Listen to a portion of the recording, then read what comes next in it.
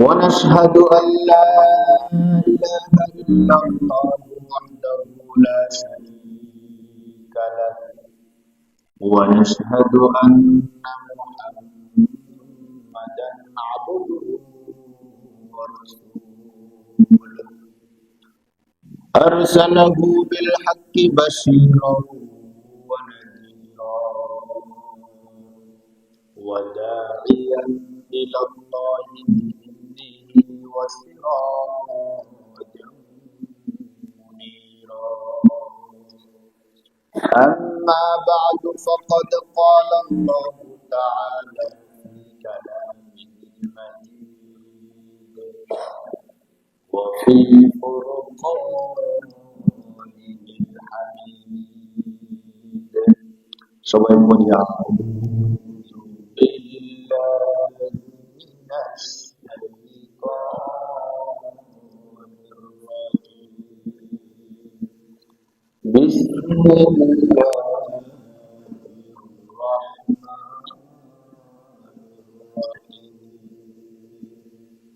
وإن يونس لمن المرسلين إذ أبق إلى الفلك المشحون فساهم فكان من المدحضين وقال رسول الله صلى الله عليه وسلم في الحديث الشريف من رأى منكم منكرا فليغيره بيده فإن لم يستطع فبلسانه فإن لم يستطع فبقلبه وذلك أضعف الإيمان أو كما قال عليه الصلاة والسلام اللهم صل على محمد النبي الأمي وعلى آله وسلم تسليما كثيرا كثيرا سبحانك لا علم لنا إلا ما علمتنا إنك أنت العليم الحكيم সবাই মোহাম্মদের সাথে জিকির করি লা ইলাহা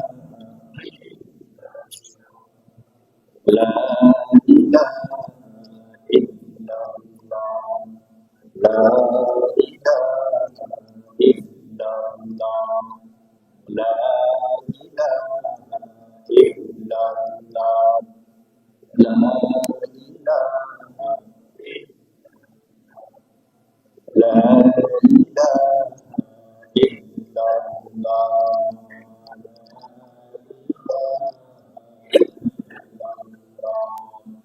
لا إله إلا الله لا إله إلا الله لا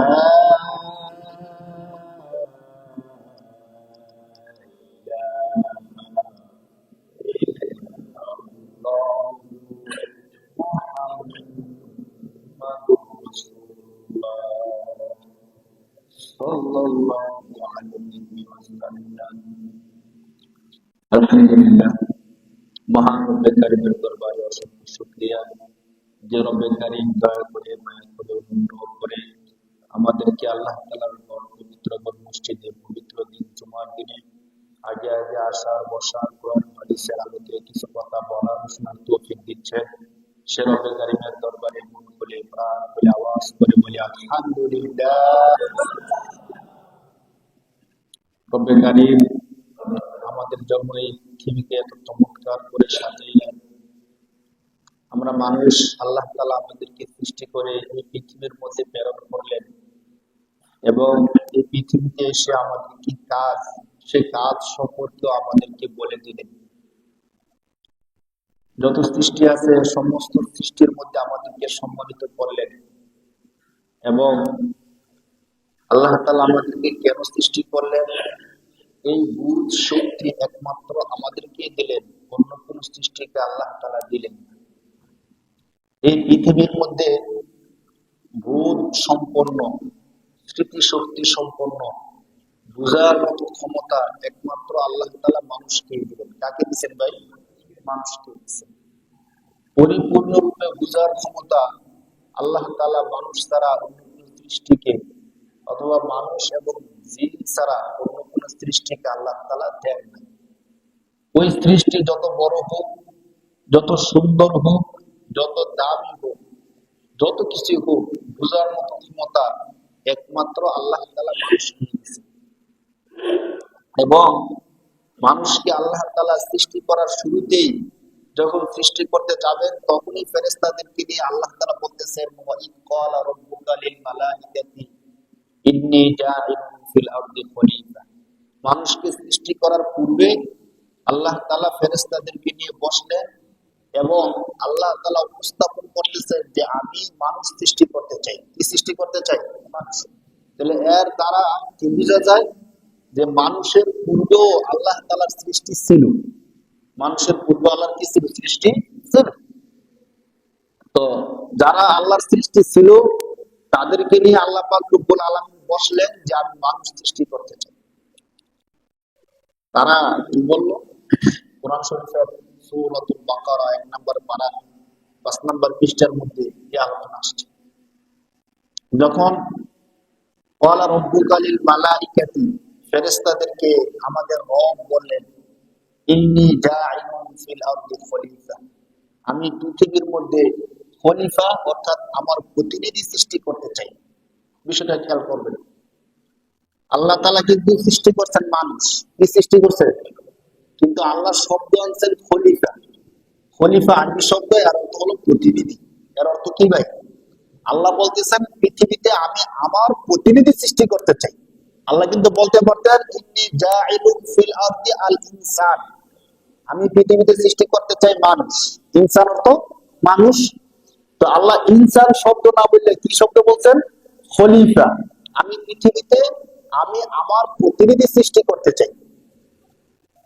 তখন ফেরেশতাদের যা ধারণা ছিল ওই অনুযায়ী তারা বলল, ক্বালু আতাজআলু ফিহা মা ইউফসিদু ফিহা, হে আল্লাহ আপনি কি এমন কিছু সৃষ্টি করবেন?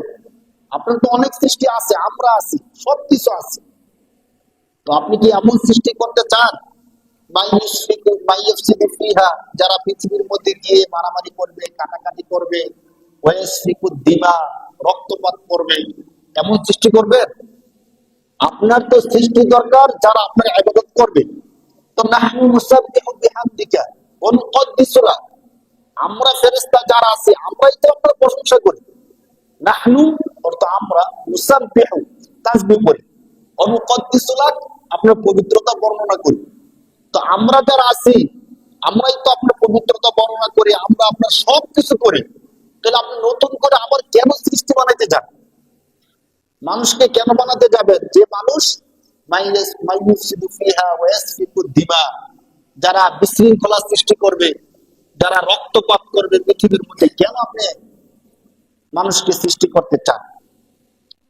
তো তাফসীরের মধ্যে মুফাসসিরিন কেরামগণ বলছেন যে মানুষকে সৃষ্টি করার পূর্বে আল্লাহ পৃথিবীর মধ্যে জিন জাতি সৃষ্টি করেছিলেন।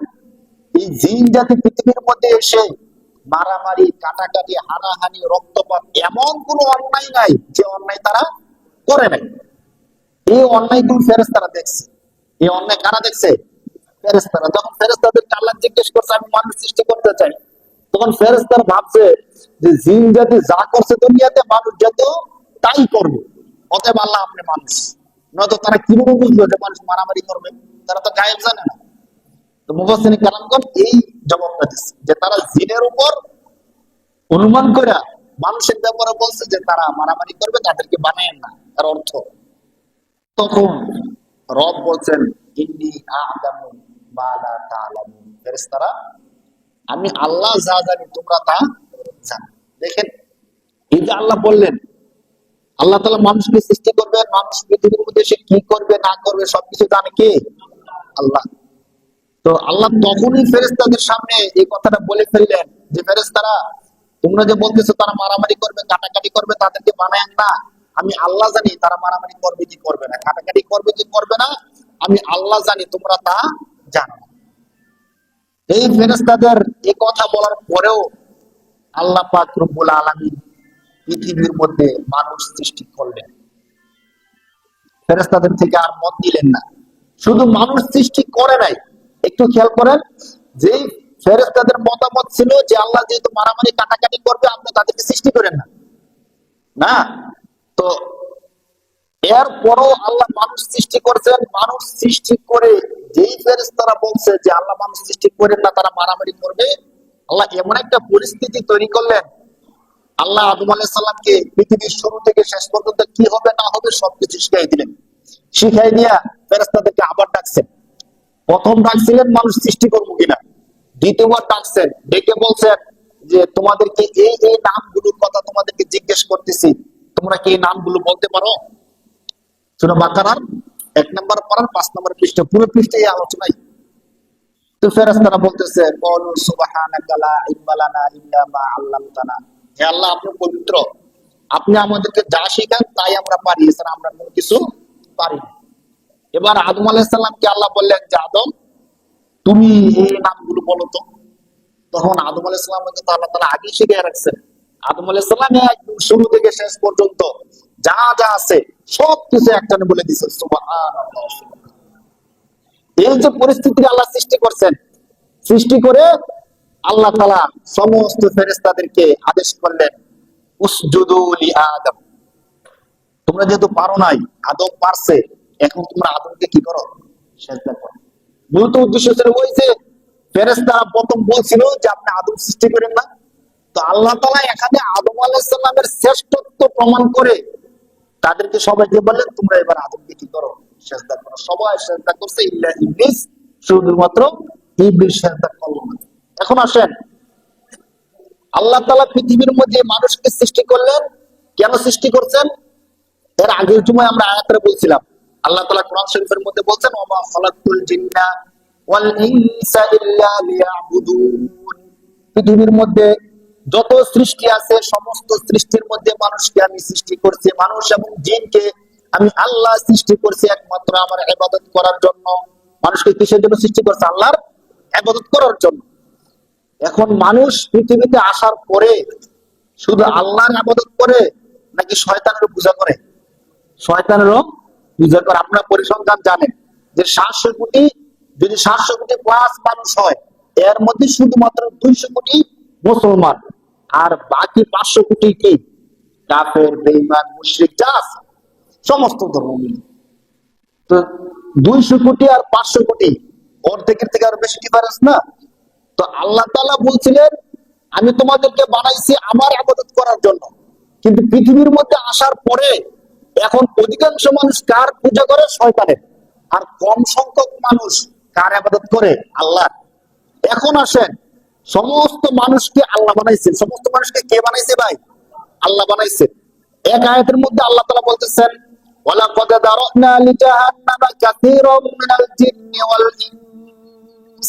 একটু খেয়াল করেন, আল্লাহ তাআলা বলেন যে অনেক জিন এবং ইনসান মানুষ আছে যাদেরকে আমি আল্লাহ জাহান্নামের মধ্যে দিব। তাহলে সমস্ত মানুষকে বানাইছিল কে? আবার অনেক মানুষকে এবং জিনকে জাহান্নামের মধ্যে দিবেন কে? আল্লাহ। তাহলে আল্লাহ বানাইলেন, আল্লাহ আবার তাদেরকে কোথায় দিবেন? জাহান্নামের মধ্যে দিবেন। কেন দিবেন? সৃষ্টিকার আল্লাহ, জাহান্নামে দিবে কে? আল্লাহ। কেন দিবেন? ওই যে প্রথম যে আয়াতটা পড়ছিলাম, খেয়াল করেন, আল্লাহ বলছিল পৃথিবীর মধ্যে আমি প্রতিনিধি সৃষ্টি করতেছি, মানুষ না, আকৃতি মানুষ, কিন্তু যাদেরকে আমি পৃথিবীর মধ্যে প্রেরণ করবো তারা হবে আমার প্রতিনিধি। কার প্রতিনিধি? এখন আল্লাহর প্রতিনিধি আল্লাহ সৃষ্টি করতেছেন পৃথিবীর মধ্যে। যদি সত্যিকার আল্লাহর প্রতিনিধি হয় তাহলে সে পুরস্কার হিসাবে পাবে জান্নাত। পুরস্কার হিসাবে কিভাবে? আর যদি আল্লাহর প্রতিনিধি না হয়, প্রতিনিধি হয় শয়তান, সে কি জান্নাত পাবে? এখন দেখেন আল্লাহর প্রতিনিধি কিভাবে হওয়া যাবে। সহজ কথা হলো, আল্লাহ যে আদেশ করছেন সে আদেশ মানলে, আল্লাহ যে নিষেধ করছেন ওইগুলো না করলে আল্লাহর প্রতিনিধি, ঠিক কিনা বলেন? আর যদি আল্লাহর আদেশ না মাইনা শয়তানের আদেশ মানে, শয়তানের হুকুম মানে, তাহলে সে কি আল্লাহর প্রতিনিধি নাকি শয়তানের প্রতিনিধি? শয়তানের প্রতিনিধি। তাহলে একদম সহজ কথা হলো, পৃথিবীর মধ্যে আমরা যারা আল্লাহর ইবাদত করি, আল্লাহর কথা মানি, ওই যে আল্লাহ বলছে পৃথিবীর মধ্যে আমি প্রতিনিধি সৃষ্টি করতে চাই, সত্যিকার তারা হলো আল্লাহর প্রতিনিধি, ঠিক কিনা বলেন? আর যারা পৃথিবীর মধ্যে আসার পরে আল্লাহর ইবাদত করে না, আল্লাহর কথা মানে না, বরং শয়তানের পূজা করে, মূর্তির পূজা করে, দেব দেবীর পূজা করে, আল্লাহর কথা শুনে না, তারা হলো কার প্রতিনিধি? শয়তানের প্রতিনিধি। দুইটা দল হয়ে গেল।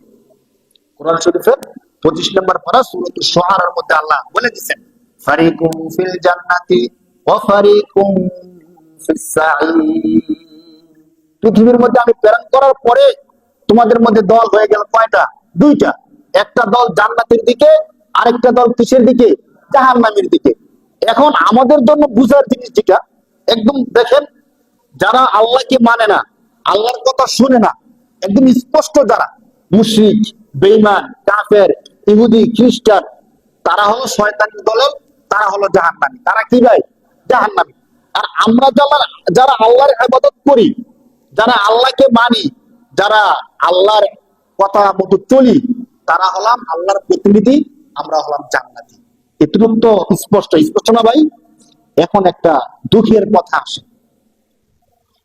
যে ব্যক্তি ধরেন গার্মেন্টস এর মালিক, গার্মেন্টস এর মধ্যে শ্রমিক রাখছে, ঘোষণা করে দিছে যে শ্রমিক আমার কাজ করবে, 8 ঘন্টা ডিউটি করবে, তারা ঠিক মতো কাজ করলে ঠিক মতো বেতন পাবে, টাকা পাবে। এই ঘোষণা করে দেওয়ার পরে কিছু শ্রমিক ঠিক 8 ঘন্টা ডিউটি করে ঠিক মতো বেতন নিতেছে, আর কিছু লোক আছে ওই গার্মেন্টসে যাই নাই, নামও লেখায় নাই, তারা টাকাও পায় না।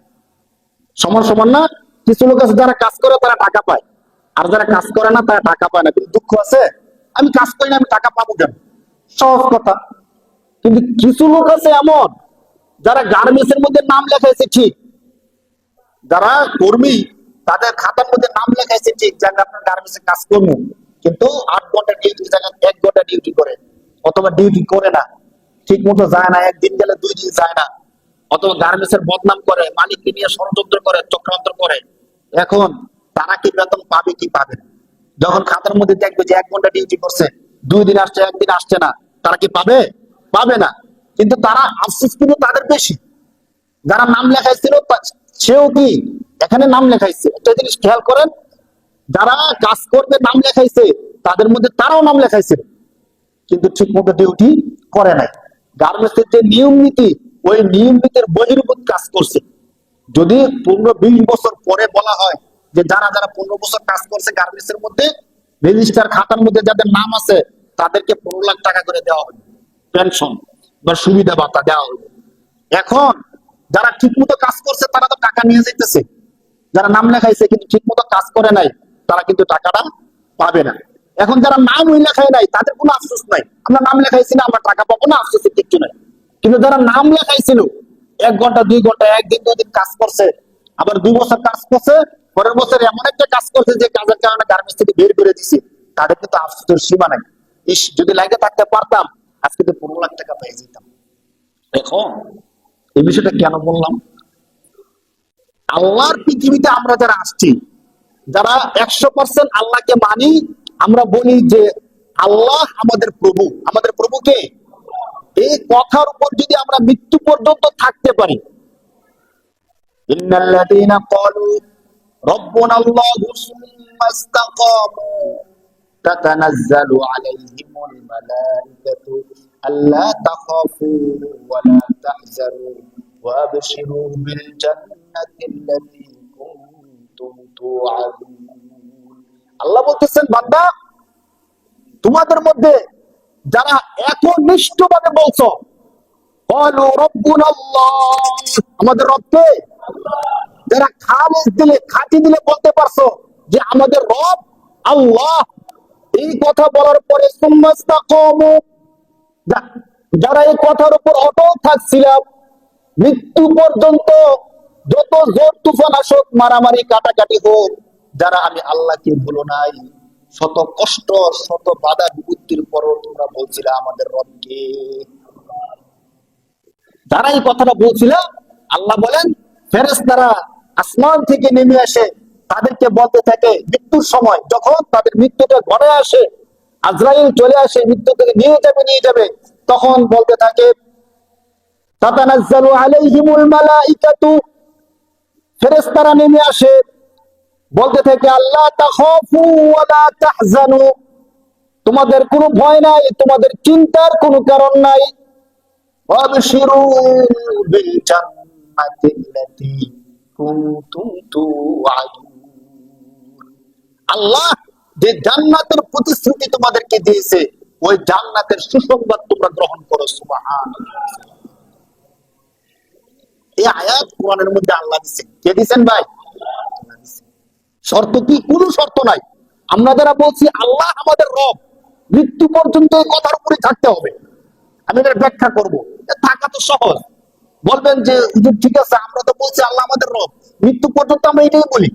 আমরা কোনোদিন বলি না যে আল্লাহ আমাদের রব না। এই কথা কেউ বলে কোনোদিন শুনছে? কেউ বলে না।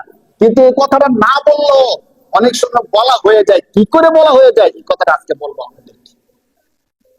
আমরা জান্নাত পেয়ে যাব, কোনো কঠিন কাজ নাই। এই কোরআনের আয়াত অনুযায়ী একদম ইজি। দেখেন কোরআনের আয়াতটা, আল্লাহ বলতেছেন যে তোমাদের মধ্যে যারা বলছে আমাদের রবকে, আর মৃত্যু পর্যন্ত এই কথার উপর অটল থাকছে, তাদের জন্য কি জান্নাত। আয়াতের মর্ম এখন একটু সহজ, কিন্তু এই কথা বলার পরেও এই কথার উপর থাকাটা আমাদের মনে হইতেছে সহজ, কিন্তু এমন কিছু কারণ আপনাদেরকে দেখাবো, যে কারণগুলো দেখলে আপনিও বুঝবেন যে জিনিসটা এতটা সহজ। যদি আমরা বাঁচতে পারি জান্নাত। আর যারা স্পষ্ট আকারে বলছে যে আমাদের রব আল্লাহ না, আমরা এমনি এমনি সৃষ্টি হয়েছে।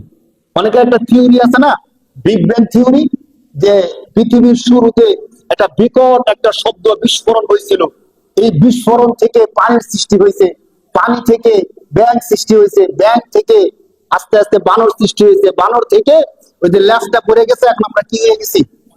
মানুষ হয়ে গেছি। বলেন নাউজুবিল্লাহ। যারা এই থিওরি, আসলে এই থিওরি আছে, এই থিওরির যারা, তারা নিশ্চিত জাহান্নামী, তাদের আফসোসের কোনো কারণ নাই। হাশরের ময়দানে যখন জান্নাতীরা জান্নাতে যাবে আর তারা জাহান্নামে যাবে, তাদের আফসোসের কোনো কারণ নাই। তারা জানে যে আমরা নিশ্চিত আল্লাহকে বিশ্বাস করে নিই, আল্লাহ আমাদেরকে জান্নাত দিবে না। আফসোস কারা করবে?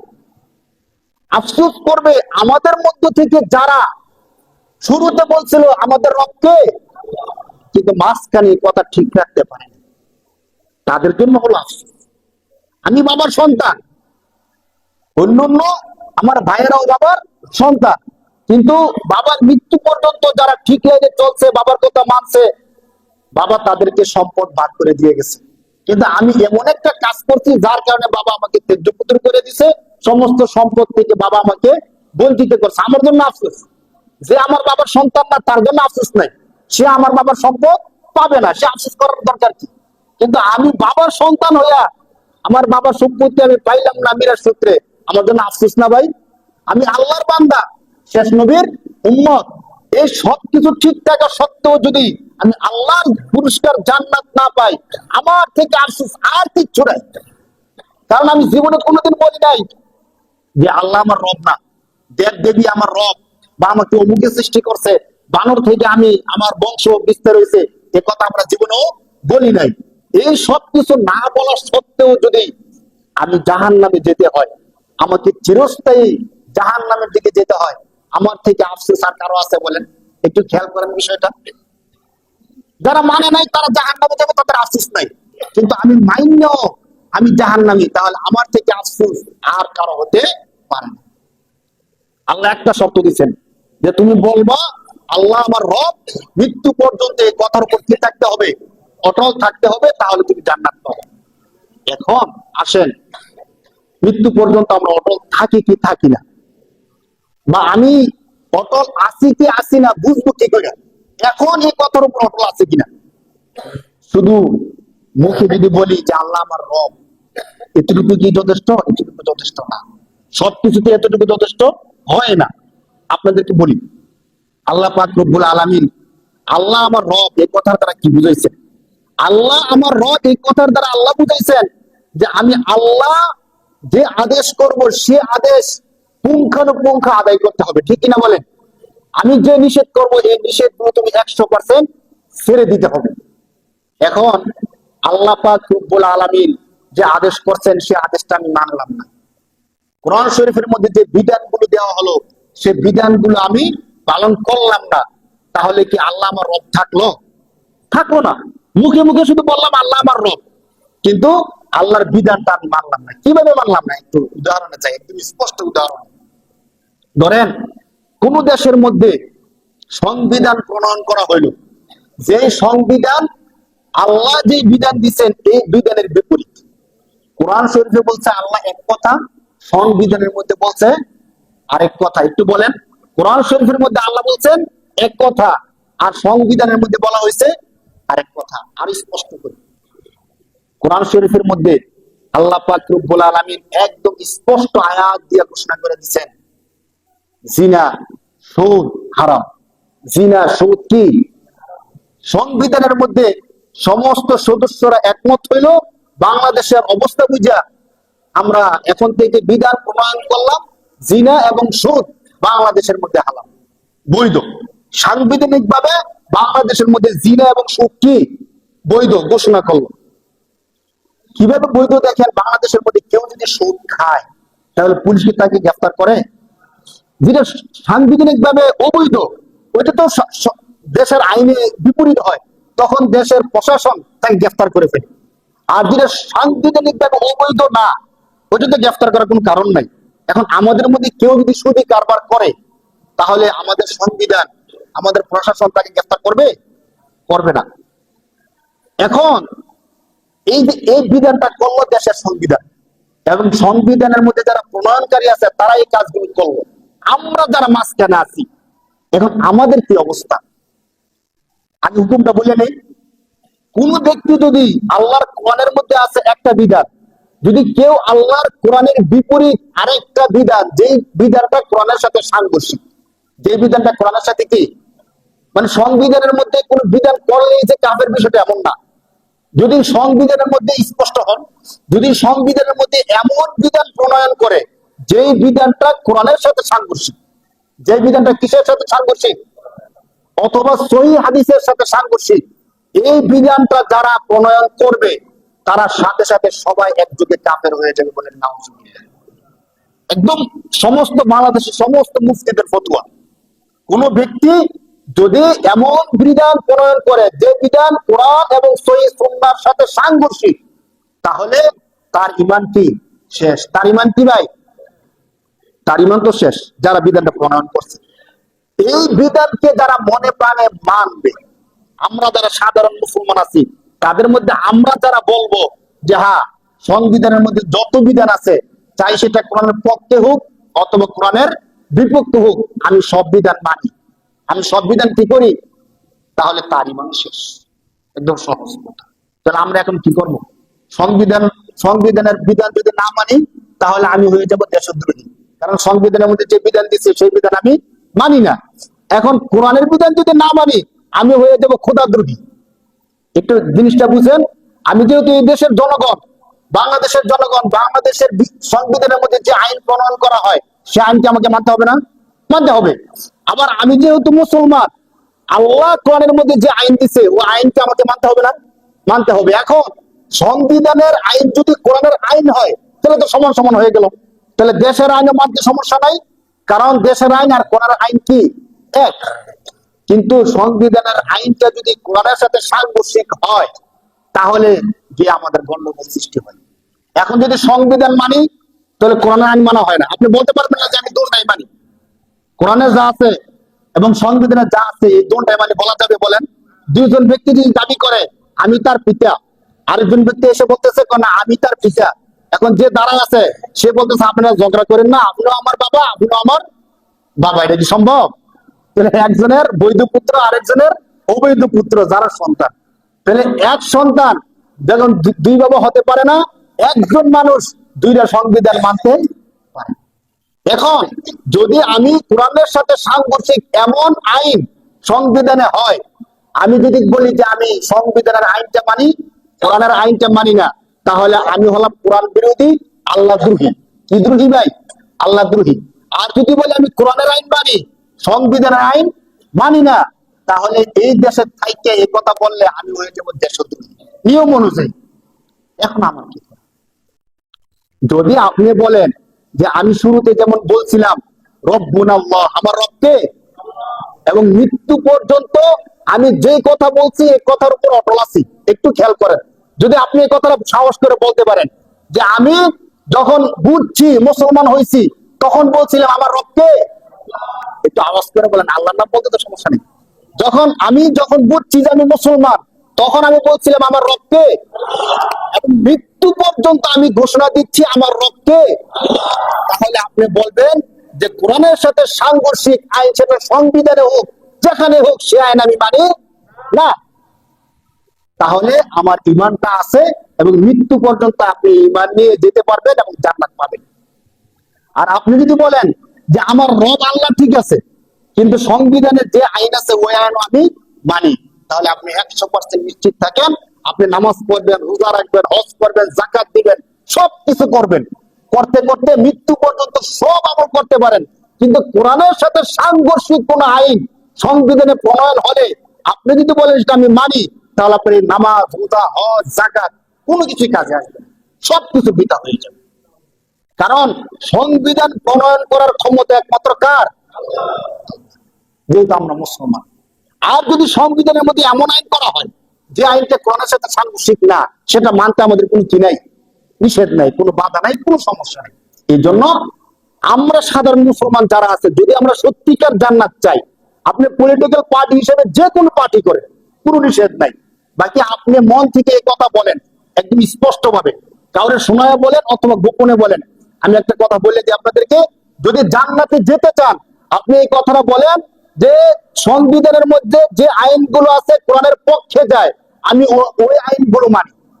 আর যে আইনগুলো কোরআনের সাথে সাংঘর্ষিক, কোরআনের বিপরীত, আমাকে মেরে ফেলুক, কেটে ফেলুক, জেল দিয়ে হত্যা করে ফেলুক, আমি কখনো ওই আইন মানতে পারি।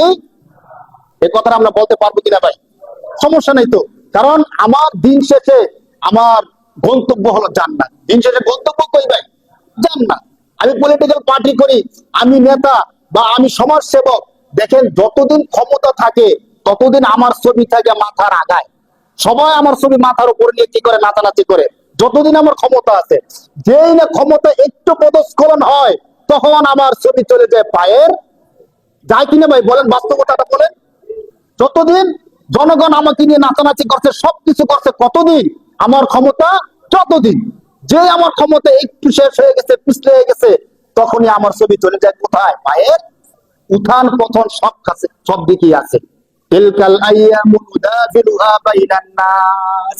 আল্লাহ বলতেছেন, শোনো, তিলকাল আইয়াম, এই হলো দিন, নুদাবিলুহা বাইনান নাস, মানুষের মাঝে পর্যায়ক্রমে আমি ঘুরিয়ে নিয়ে আসি। আজকে তোমার দিন, কালকে তার দিন, তুমি এত খুশি হইও না। তাহলে এই বিষয়টা, আজকে আমি অনেক ভালো কিছু থাকবো, সবাই আমাকে নিয়ে নাচানাচি করবে, হতে পারে আর পরের দিন আমাকে সবাই ঘৃণা করবে, কিন্তু আমাকে থাকতে হবে মুসলমান হিসাবে। কি হিসাবে ভাই? কি হিসাবে? মুসলমান হিসাবে। এর জন্য আপনাদেরকে আমি বলি, সত্যিকার যদি জান্নাত চান, যে না আমি সত্যিকার কি চাই, বয়ান তো সারা জীবন শুনবেন, সব জায়গায় শুনবেন, কিন্তু আপনি বুঝেন না সারা জীবন নামাজ কালাম করার পরেও জাহান্নামে হতে হবে। আপনি যে কোনো মুফতিকে জিজ্ঞেস করেন এই কথাটাই বলে দিবেন। সারা জীবন নামাজ কালাম হজ রোজা করার পরেও কেউ যদি কোরআনের সাথে সাংঘর্ষিক কোন আইনকে মানে, সে যদি বলে যে আমি এটা মানি, তার ইমান নষ্ট হয়ে যাবে সাথে সাথে। তাহলে আমাকে বলতে হবে যে আইন কোরআনের সাথে সামঞ্জস্যপূর্ণ ওই আইনগুলোকে আমি শ্রদ্ধা করি এবং মানি। আর যে আইন আল্লাহর আইনের সাথে মিলে না, আল্লাহর আইনের সাথে সাংঘর্ষিক, ওই আইন আমি কখনো মানি না। তাহলে আমার জন্য জান্নাতে যাওয়া সম্ভব। যুগে যুগে আল্লাহ পাক রব্বুল আলামিন লক্ষ লক্ষ নবী প্রেরণ করছেন আমাদেরকে এই শিক্ষাটা দেওয়ার জন্য, যাতে করে আমরা এই জিনিসটা মনে প্রাণে মাইনে নেই যে আমার রবকে। সমস্ত নবীগণ সেই কথাটি বলছেন। হযরত ইউনূস আলাইহিস সালাতু ওয়াস সালাম তার কওমকে দাওয়াত দিলেন, আচ্ছা বলতেছে তোমরা বলো আমার রবকে, আল্লাহ আমাদের রবকে, তোমরা এই কথাটা বলো এবং আল্লাহর ইবাদত করো। প্রথম প্রথম কওমের লোক যারা ছিল তারা মানল না, বিশ্বাস করলো না। কেন বিশ্বাস করলো না? দীর্ঘদিন যাবত তারা মূর্তি পূজা, বিভিন্ন কুসংস্কার, আজে বাজে কাজ করে অভ্যস্ত।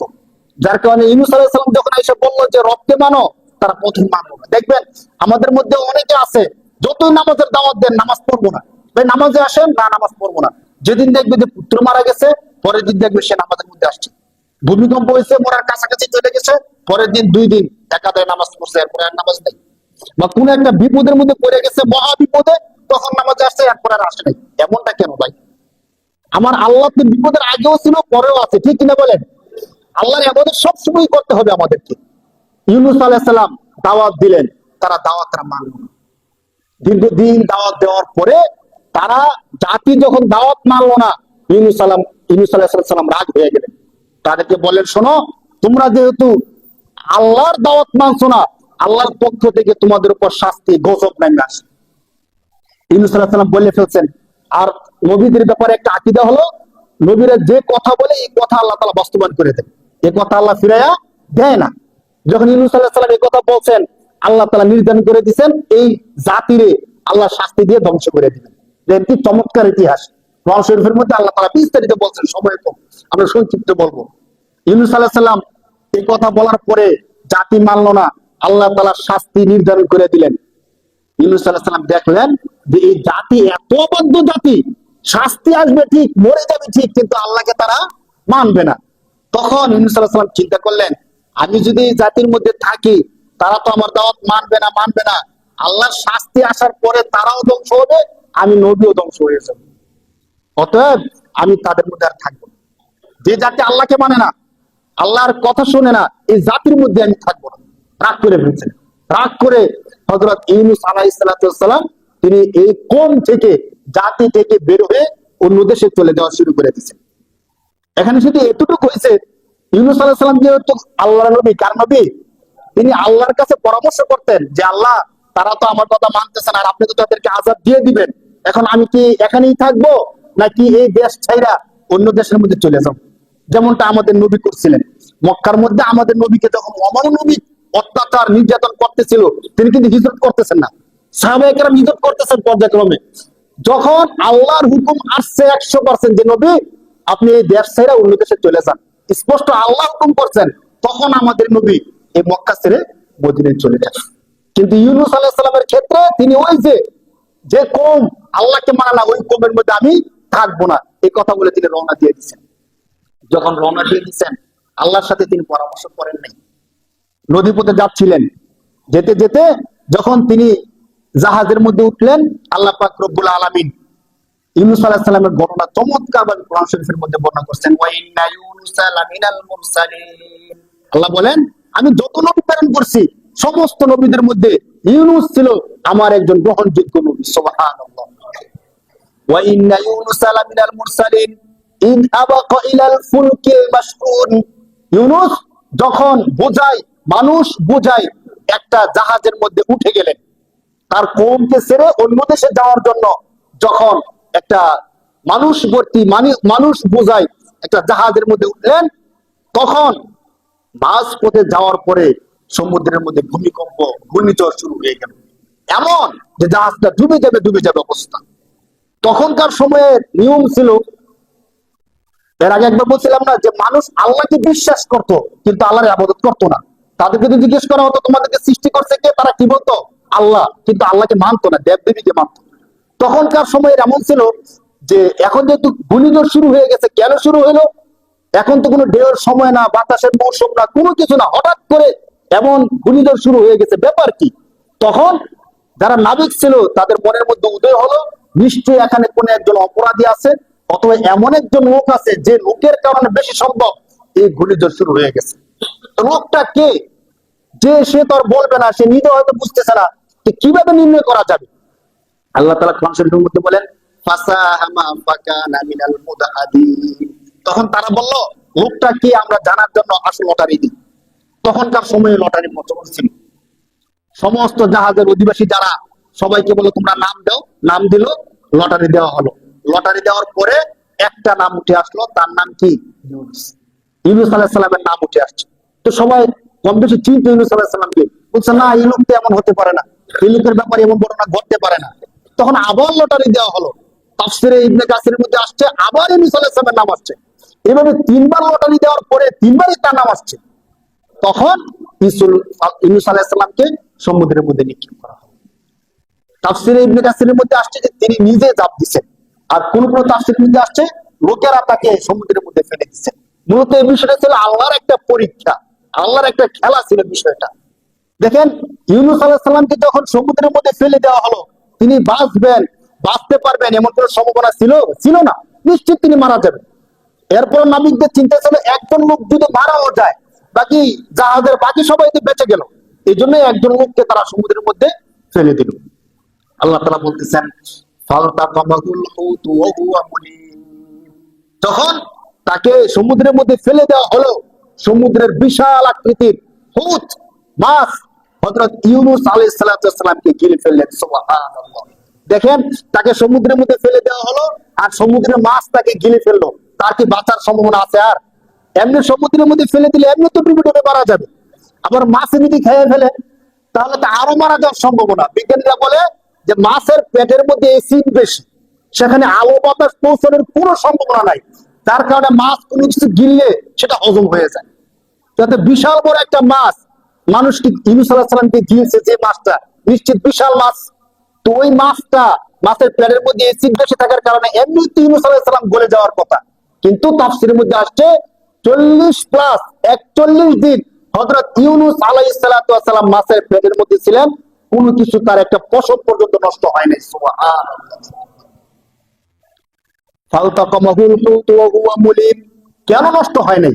এর জবাব আল্লাহ দিতেছেন, ফালাউলা আন্নাহু কানা মিনাল মুসাব্বিহিন লালাবিসা ফি বাতনিহি ইলা ইয়াউমি ইউবআসুন। এই আয়াতের মধ্যে জবাব দিয়েছেন আল্লাহ। আল্লাহ বলতেছেন, যখন ইউনূস আলাইহিস সালামকে মাছের পেটের মধ্যে চলে গেলেন, তিনি মাছের পেটের মধ্যে বসে মাছের পেটের মধ্যে থেকে তিনি তখন একটা পবিত্র নাম জপতেছিলেন। কোরআন শরীফের আরেক আয়াতের মধ্যে আল্লাহ তাআলা বলতেছেন, ফাযান্না আল্লান নাকদিরু আলাইহি ফানাদা ফিজ যুলুমাত। যুলুমাত অর্থ অন্ধকার। ইউনূস আলাইহিস সালাম তিন অন্ধকারের মধ্যে বসে বসে, তিন অন্ধকার কি? একটা হলো সমুদ্রের গভীরের অন্ধকার, আরেকটা হলো রাতের অন্ধকার ছিল, তৃতীয় আরেকটা হলো মাছের পেটের অন্ধকার।